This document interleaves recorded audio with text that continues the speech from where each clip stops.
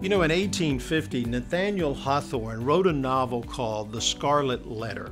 Now, the novel is a story set in the 1600s among the Puritans about a young woman, assumed to be a widow, who gave birth to a child. Now, to the Puritans, it was obvious the result of sexual sin, so they publicly shamed her by forcing her to wear a big red A the rest of her life, which was a reminder to everyone of her adultery and for them to publicly avoid her. Now, we read that novel and say, how ridiculous. Yet there are many divorced believers who feel they must be wearing a D based on the actions of other Christians. So today there is something everyone, divorced or not, must see. God originally allowed divorce as a demonstration of grace.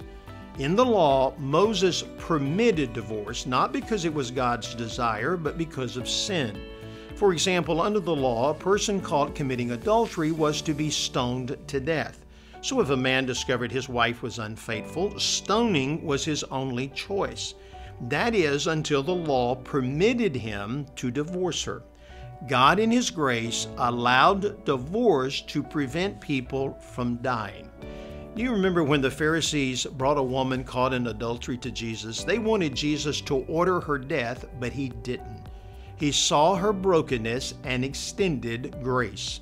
And that is what God extends to every divorced person, His grace. Maybe you tried to make your marriage work, but it failed. You had no choice but to get a divorce.